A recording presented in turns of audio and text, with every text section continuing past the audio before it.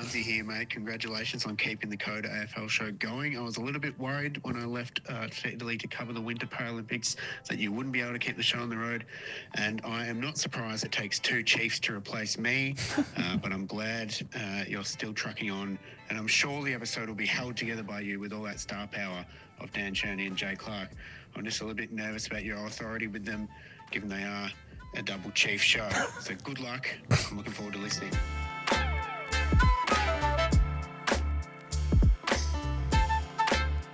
Great to hear from Josh Barnes there covering the Winter Paralympics in Italy. That was a non-consensual audio message played to open the CODE AFL show, where I'm joined by News Corp's chief AFL writer Jay Clark and the chief cricket writer Dan Cherny. Hello, Ed. I'm disappointed there wasn't more swearing and what he really thinks, to be honest, about us, his honest thoughts, a bit like what Doherty said about Vossi. Just on that quickly, Sam Doherty is not a massive fan of Michael Voss, is he? Was that part crystal clear in the voice message or not, Dan? I think that's become abundantly clear. Yes. I think in hindsight, some of that was probably quite clear last year. I think we started to put a piece through just some of the way the year panned out and some of the commentary around Doherty's role in the team and the phasing out of him.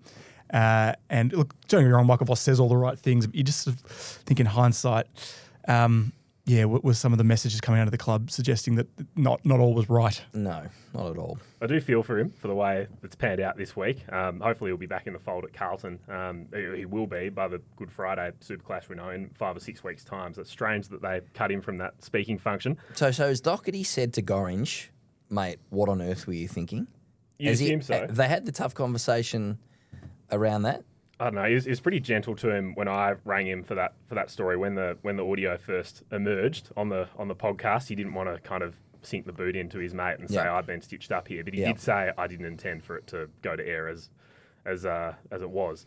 I'm not sure if Josh was actually across the story. I think it might have all unfolded during. He had about 36 hours of travel to Italy, and when our producer sent him the voice memo brief, I'm not sure if he knew what he was parroting. So he's just sent he's just done his own thing there. I think there would have been a few swear words if he knew what if he knew what the assignment was.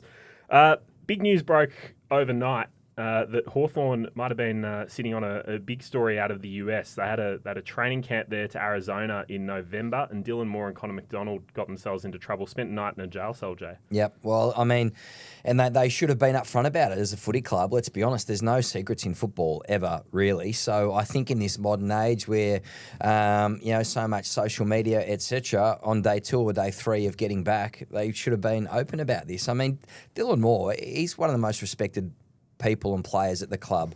Clearly, it's cost him his vice captaincy. That's a very significant outcome, and he clearly feels incredibly embarrassed by the whole thing. So if you're going to put your hand up like that, I just think the club's mishandled it to some degree. In the sense that they should have been more upfront about it early, and potentially there were some mitigating circumstances around that regards to the legal fallout or complications. So maybe we need to know more about that side of things, but potentially we could have heard about this a little bit earlier. I personally have never climbed a scissor lift. I'm unsure about the risks attached, but it seems like a pretty foolish mistake, which has cost him a very senior leadership position. I've been up there once for work purposes in a form of Were you wearing your hard hat? Casual employment, I was wearing a hard hat. And had you had 15 beers beforehand, probably like the Hawks? That's not the case. We do know, so Sam Mitchell will speak today on Wednesday, and we'll find out more information about when Hawthorn knew this, but they announced their leadership group changes in the middle of January. January 22, they confirmed that Newcombe had been elevated to co-captain. Dylan Moore had been left out because there was I think it was a 3-man leadership group. Him and Luke Bruce were the vice captains to Sicily. So they knew from at least mid-January. Yep. It might emerge that they've known earlier. Dan, we saw during the Ashes that England sat on the Harry Brooks scandal. Obviously an offence of a different nature, but they sat on that one until the end of the series. The news came out, and then you'd probably argue that the backlash was bigger than it would have been if it had come out on the eve of the Ashes. For sure. I mean, it's the old saying, the cover-up is always worse than the crime, and not always, but generally worse than the crime. And I think in the instance of Bourke and England, it's not sorry to make it all about cricket, but there was even subsequently, it emerged that they had withheld certain parts of the information about which teammates were there, including Jacob Bethel. I think it was Josh Tongue as well.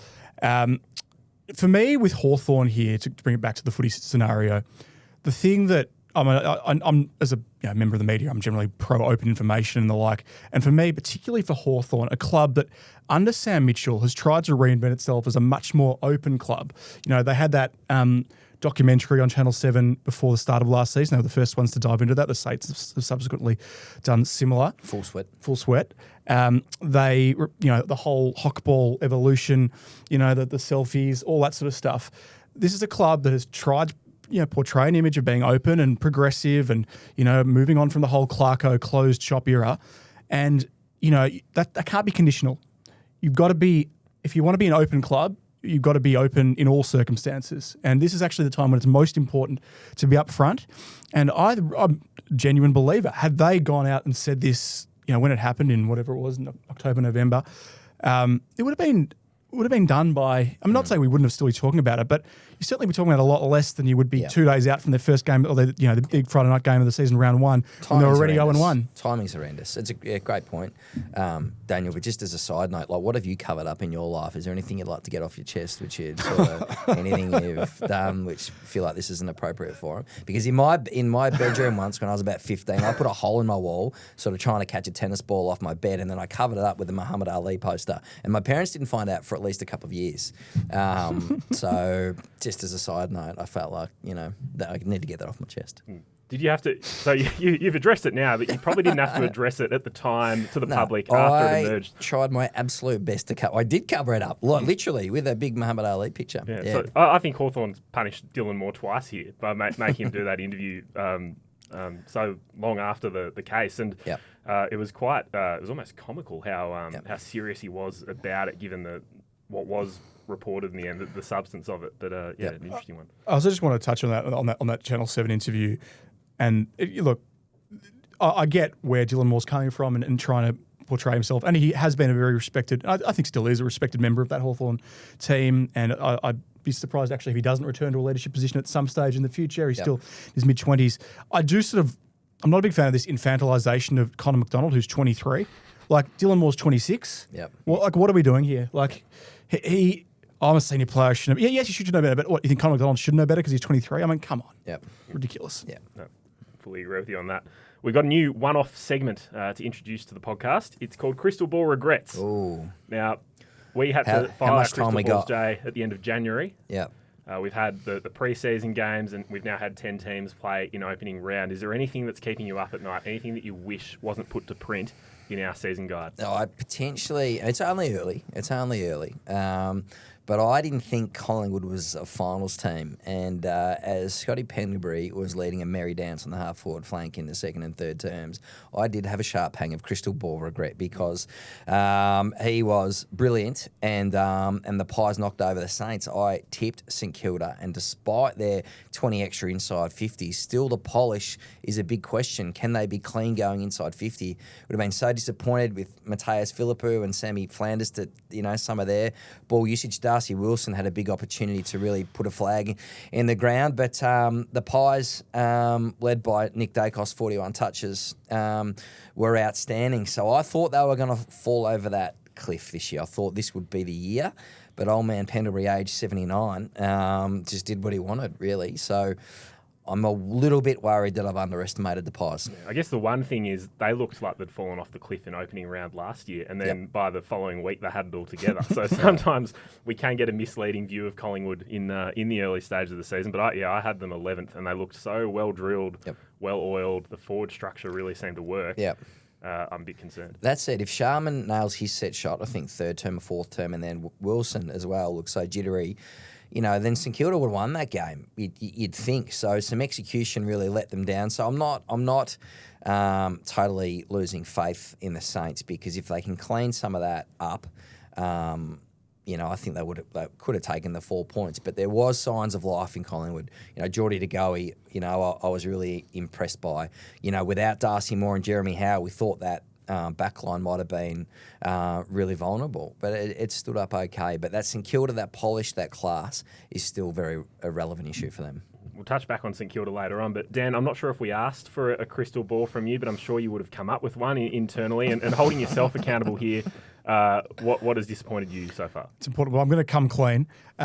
No, look, the one that I think I may have got slightly wrong, in my own mind was the Giants. I tipped Hawthorn. I think like a lot of people, we saw the list of the outs with the Giants, and it was reaching sort of a tipping point, but they were very, very impressive. Yep. Now, whether Jake Stringer's going to continue to do that all year, as we know, it is a contract year for him, and we know he does lift in his contract years historically.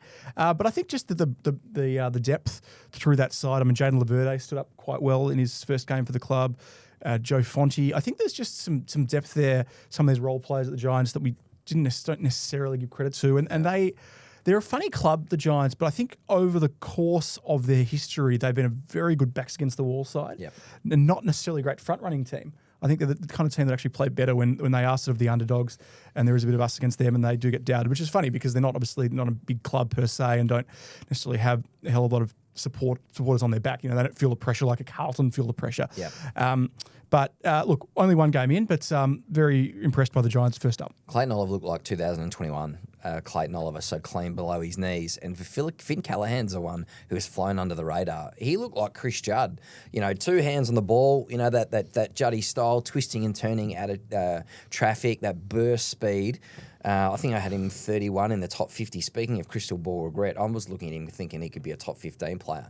And then Ed Richards goes bananas later than Saturday night. I'm thinking he should be inside the top 10. So, I thought Callahan was incredible. And to think they've done it all, as you say, without Sammy Taylor, Brent Daniels, etc. There's a long list of them. Stephen Cornelio had more than 23 high-speed metres. I'd say would have been good for his confidence levels following the Adam Kingsley spray last year. So, what's a good number of high-speed metres? Well, in my instance, it's about 8. But I think a lot of those guys are posting 3-figure numbers, not 23 to half-time in that case. But you're right. They were really impressive, the Giants. Yeah, I was particularly impressed with Callahan, given he'd had that hip flexor interruption over the pre-season. It sounded like he was in doubt for opening round, but once we saw him out there, he was motoring away. He looked like the best midfielder on the ground for parts of that match. My crystal ball regret, Geelong had them top 4. Thought they're probably ready to be the first club in a while to put a heavy grand final loss behind them, buck that trend. I think it's going to be hard to finish top 4 if they look a bit undercooked. I reckon it might take a couple of weeks to turn around. What was your assessment of that one? Can they bridge that gap quickly? They did not look ready for the heat that Gold Coast brought. Yeah, I've got a mid. I sort of had them about 4th or 5th from memory. It's a tough start to the season. Like I reckon I'll tip Fremantle probably to beat them at home, or I'm certainly leaning that way at the moment. They've had some, it's another short pre-season for them. I think the discussion around Chris Scott is really interesting. Clearly, he's given the keys to James Kelly and Nathan Buckley to a degree. Gold Coast were incredible. They just had no answers for Petrarca and the Suns' pressure. They're so hungry, and on the road, they're going to be so hard to beat. So I think you give the Cats an out, but it's going to be interesting to see how they respond at home, where they've won probably 80-90% of their matches over the last 20 years. So it's not break glass in case of emergency yet, but if the Dockers, who are such a quality outfit themselves, can notch victory, I think that the spotlight and the blowtorch goes up a little bit. But this is a club that's been at the top for 20 years. It's hard. It's hard to fault them. But maybe after such a tough start to the season, they might be playing a bit of catch up this year. Ed, Dan and Jay will be right back. But now let's head to a stats check-in with Champion Data. We've been lucky enough to have Champion Data's Corey Mobilio wander down South Bank to join us in the studio. And Corey, how did you find opening round? Did you think that the new rules had a tangible effect on the game? Yeah, obviously we're working with a small sample size, but I think 4 of the first 5 games were really good from a scoring explosion point of view.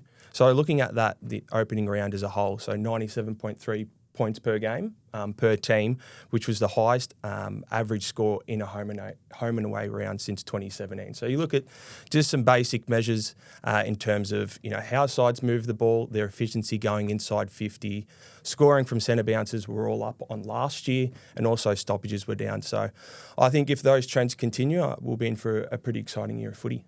Do you think it's more the rules, or is it possible that patchy defences first round of the season have caused some of this? Were there any defensive indicators that were really just way under what usual benchmarks are? Yeah, look, you look at round zero, and obviously you're trying to build a sample size of data, but I think it's more how teams are trying to play with their aggression, and we saw some really good examples on Thursday night with Sydney and Gold Coast with their aggression and their ability to take that ball through the corridor. So, I do think the rules had a bit of an effect on that, but I guess time will tell with once we build a bit more sample size. It's been covered to death this week, but one of the biggest stories has been the leaked Sam Docherty voice message about Carlton's his frustrations basically with Carlton's one-dimensional game plan, saying if their inside midfielders are beaten, the Blues don't have an answer.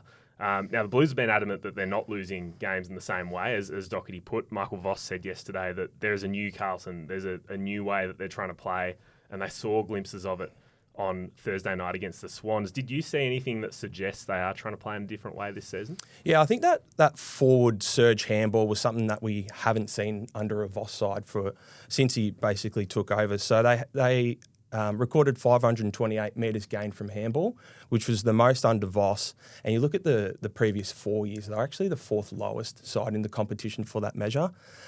In terms of how they play, a different looking Carlton side, but I think where the angst comes is where the execution and the transition game and all those factors. So method looked different, but a bit of the same old with their efficiency and transition. So it was there until half time, and then they just came out and forgot to play that way. Yeah, it was a funny old game, and we might touch on someone like Walsh, where that first half really suited how Carlton were trying to play, and he was the number one ranked player on the ground at half time. And it was the first time in his career that he went over 15 disposals, 350 metres gained, 5 inside 50s and 4 score involvements in a half. And you look at the second half, he dropped to the 34 rated player on the ground. Wow. If you look at Walsh, if he finishes a game as a top 5 rated player on the ground, Carlton are over a 70% chance of winning.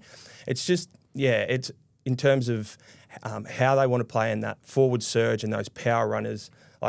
Looking at Walsh, I think he's arguably Carlton's most important player, and we saw that on Thursday night where when the second half went probably the wrong way, his impact really dried up, and someone like Jagger as well was quite instrumental in that first half also. I remember talking early last season about how important Walsh was to Carlton as well. I think there were numbers with his score involvements and how it correlated into wins for Carlton. So clearly, take him out, you're a big chance of beating the Blues.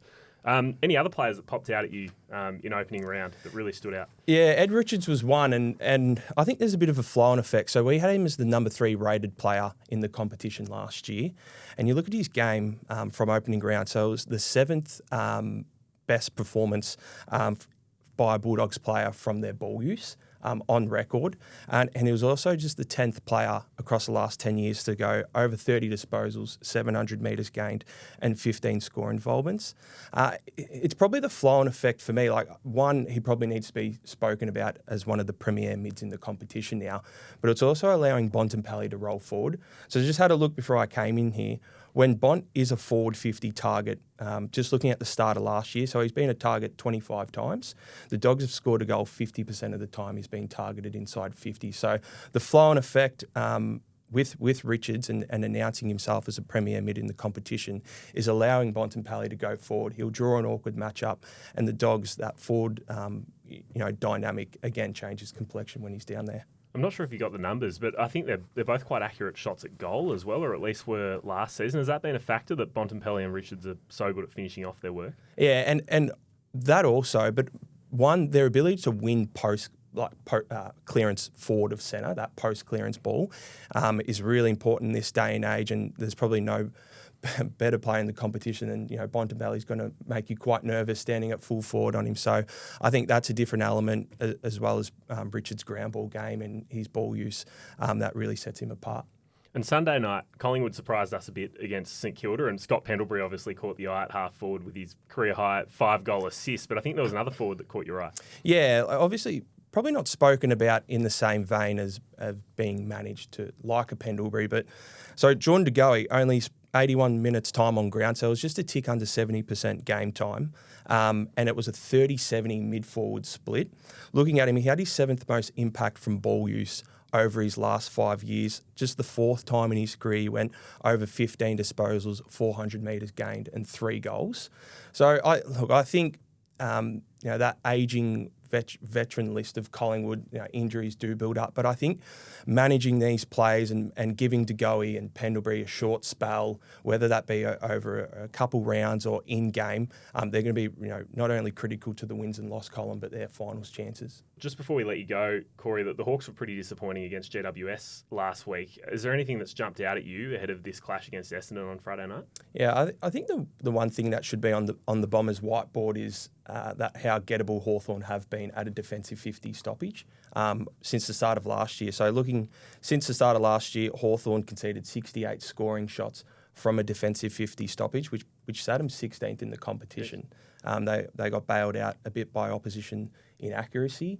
And look at the game against GWS on the weekend. Again, they conceded another 4 scoring shots from that part of the ground. So I think, whether it be personnel or system, it's an area that the Bombers could look to exploit on Friday night.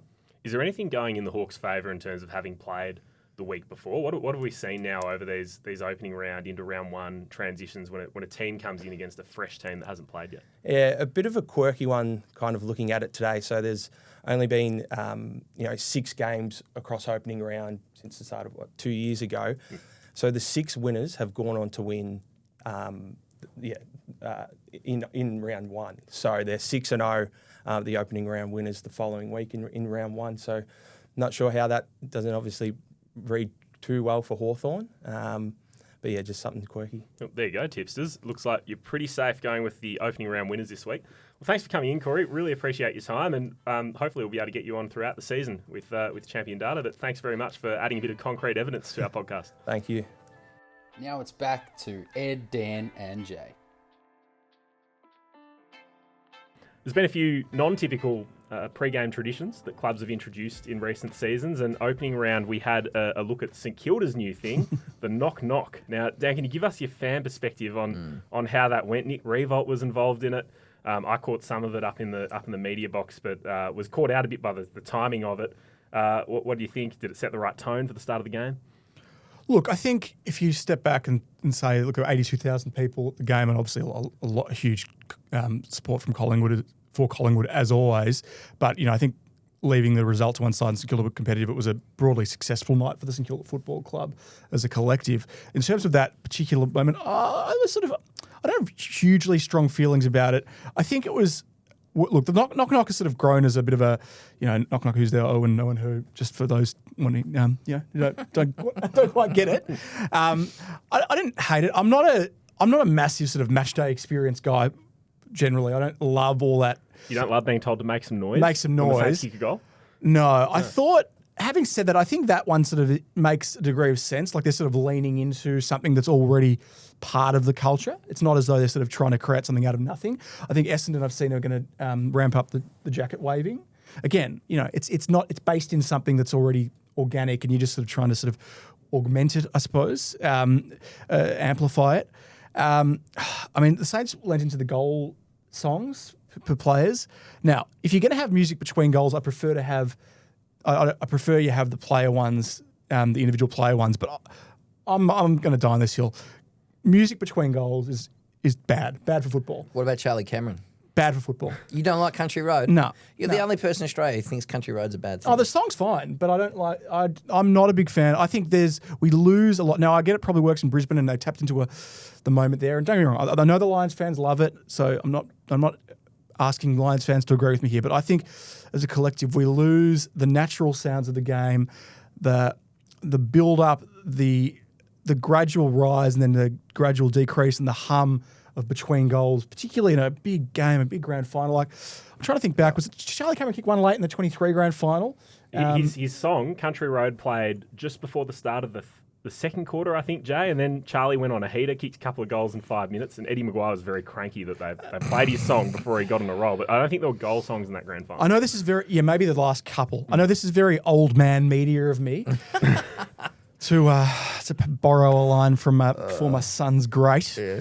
But I'm not a general fan of that. I interviewed Dan Gorringe. This is my Dan Gorringe story for his draft that year. I did something like 30 interviews. And Great series, that, actually. Thank you, Daniel. His was by far the most boring I've ever... He didn't call you a Muppet rat? He sat there. It was the most flat and disinteresting interview I've ever had in my entire life. Now, I quite enjoy what Daniel does, but I'm like, where was the personality back then, Dan? Because my interview was crap because it was such a one-dimensional interview. So he's come to life since then, and I enjoy a lot of his gags. But he played a straight bat to me back in the day. Smart man. He would have been extremely nervous in the presence of Jay Clark, I imagine. He would have been. Tommy Liberatore also didn't give me much that year from memory. Anyway, I digress. The thing on the crowd... with the crowd fan engagement, I think there's a big gap between the best and worst. I love Port Adelaide's Never Tear Us Apart. I love the Charlie Cameron thing. So you got to know your fan base. You got to know what's worked for them. So I think the research, like at Geelong, is typically a quieter crowd, right? So maybe it doesn't fly as well for them. And you need it to be sort of in taste and what your fan wants. So I think the club's doing the research with their own fan base about what they want is important in the whole thing. Look, I think the other thing is we are not the target market. We're going to go to the footy regardless. Yep. You know, we're heavily invested. Yep. And you've got to remember that they are trying to target the next generation of people that aren't necessarily to kids and those who are sort of take a passing interest in the game and to try to bring them back.